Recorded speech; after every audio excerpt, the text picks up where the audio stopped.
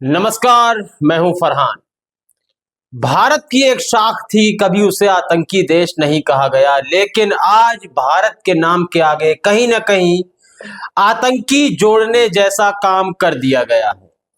सीधे तौर पर आतंकी नहीं कहा, लेकिन जिस सूची में भारत को रखा है वो आतंकी से कम भी नहीं है। यह काम हुआ है ब्रिटेन की एक समिति के द्वारा, जिसमें JCHR की रिपोर्ट में, इस रिपोर्ट में भारत को उस सूची में रखा गया है जिस सूची में पाकिस्तान है। अब दूसरी बात करते हैं, वह सूची कौन सी है, किस आधार पर वह सूची बनी जिसमें पाकिस्तान है और भारत को भी रखा गया। इस रिपोर्ट में कहा गया है कि ब्रिटेन के अंदर रहने वाले नागरिक, जो खास तौर से जिनका नाम लिया गया है वह सिख समुदाय के लोग, खालिस्तानी समर्थित लोग, उन लोगों की सुरक्षा में खतरा है। यह ब्रिटेन के द्वारा कहा गया है। उनकी जांच हो रही है, लगातार उन्हें निशाने पर लिया जा रहा है। खालिस्तान को लेकर भारत के लिए ब्रिटेन ने कहा है। यह ऐसी सूची होती है जिसमें उन देशों के नाम होते हैं जिनसे उस देश के, चाहे ब्रिटेन हो या अमेरिका हो, ऐसी सूची जारी करते हैं। तो ब्रिटेन के नागरिकों को जिनसे खतरा है उसमें पाकिस्तान भी है और उसमें भारत भी है।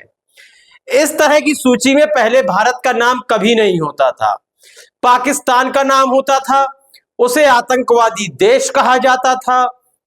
लेकिन आज दुर्भाग्य है कि आतंकित करने वाली सूची में जहां पाकिस्तान का नाम है वहीं भारत का नाम भी रख दिया गया है।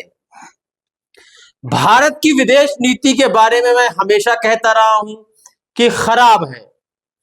इससे पहले कनाडा के भीतर खालिस्तानी समूहों ने हिंदुओं को नुकसान पहुंचाने की कोशिश की थी और कनाडा की सरकार ने खालिस्तानियों पे कोई लगाम नहीं लगाई थी, बल्कि यह कहा था कि देश के अंदर उन्माद ना फैलाएं। यदि कनाडा के भीतर किसी भी धर्म का व्यक्ति है उसे नुकसान ना पहुंचाया जाए, ना कि खालिस्तानियों को, समर्थित लोगों को या सिख समुदाय को आतंकी कहा हो। बिल्कुल नहीं, भारत इसमें नाकाम रहा था।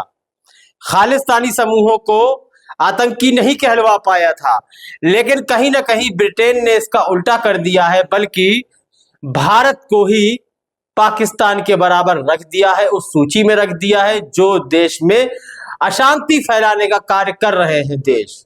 तो अब यह डंका भारत में किस तरह से बज रहा है, इस संबंध में अपनी राय कमेंट सेक्शन में अवश्य दें। देश और दुनिया की खबरों से अपडेट रहने के लिए आप अभी तक न्यूज चैनल को सब्सक्राइब करना ना भूलें और साथ ही हर न्यूज का नोटिफिकेशन पाने के लिए बेल आइकन को भी दबाएं।